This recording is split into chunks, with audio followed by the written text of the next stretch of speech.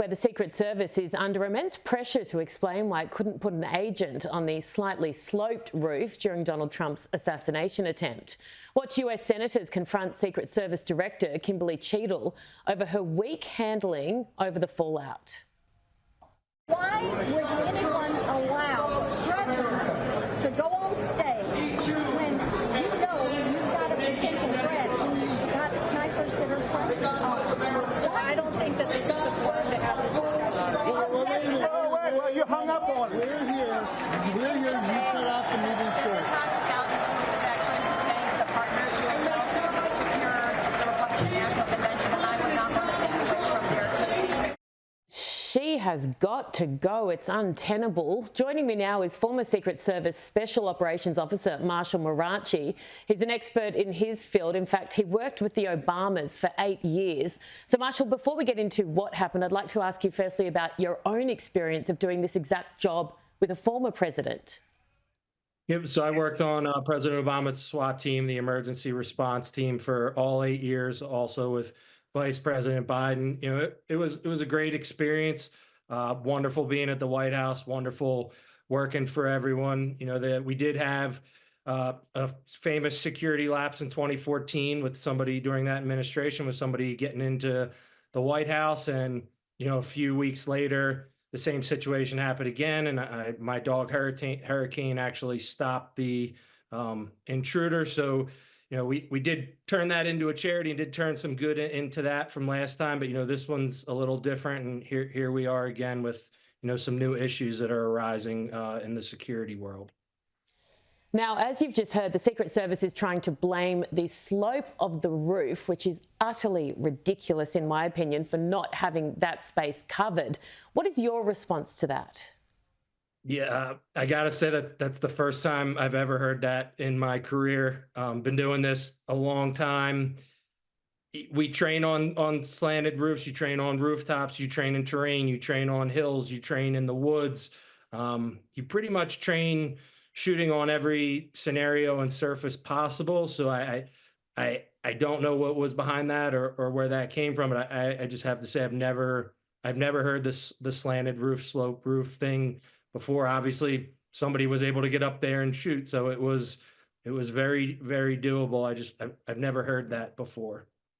So I believe that Trump and his new vice president pick Vance are going to be doing more rallies over the next coming days. I'd love your take on whether or not you think he is safer now off the back of what happened last Saturday, as in more high alert, therefore safer, or are you worried about copycats? What generally happens in this space once there's an attempt on someone's life?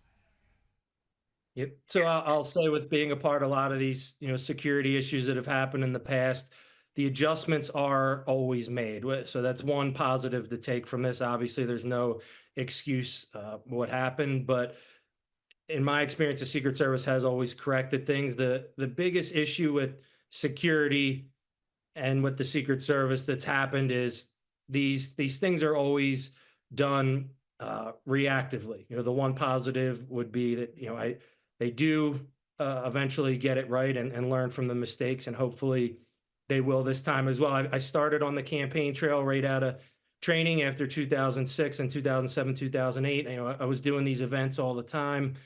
You know, security issues do happen. Unfortunately, this one was grave. I do think that they will correct their mistakes, as they always have in the past.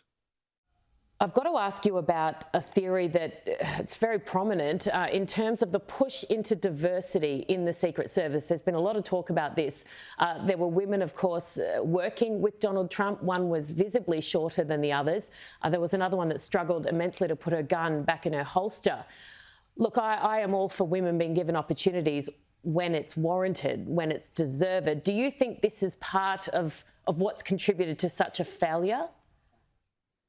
Yep. I mean, that's again, that's no secret. That's absolutely something that's been going on for a while now. And the director did come out very publicly with the 30 for 30 initiative, you know, 30% female by 2030. And that was by all means necessary. You know, you can do more recruiting, you can do a lot of things, but at some point you have to lower the standard, the regulation, whatever it may be, if you are going to achieve a goal no matter what. It was, the nation saw it was a very clear visual aid, nothing to do with male or female, just in that case, height. It's very clear when you see a protectee and, the Secret Service detail is not an inch or two, but, a foot shorter. There's no denying that. Everyone saw what they saw. I don't need to recap the video. It's, it's absolutely an issue. I know a lot of the agents and officers are very concerned when the director came out with that initiative, and we'll see what happens from here. A final question. I'm so fascinated by the job that you all do over there, and essentially the fact that it is your job to put your life on the line, to give your life for whoever you are protecting. How do you practice that? I used to host sport, and it's so hard to emulate match day conditions. You can train all you like, but the real thing is really hard to emulate. You may train and work for 30 years and not experience the real thing. How do you stay sharp? So we do that as a team. We prepare each other, we test each other, and we just train constantly. If you're on a sports team and your games are getting canceled, you just keep practicing. I sat on the north grounds of the White House for about 10 years, and we tested each other every day. We would test each other before we went in training. We would come up with different scenarios, no different than a sports team coming up with different plays to trick the opponent. We would spend days at a time at the training facility, the mock White House, coming up with scenarios on how to get in, how to counter attacks, how to take on multiple attacks. The men and women of the Secret Service are some of the most dedicated men and women that you will find on the planet. It's unfair to them that they weren't properly staffed for this specific event. You don't need to know the numbers to see that. So not only do we take it on a personal level to stay sharp and consider every day game day, we start in roll call and hey, today's this could happen. Let's be prepared. And we do it as a team to make sure that, everyone is prepared.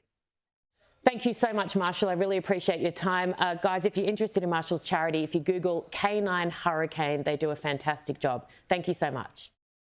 Thank you so much. Have a great one.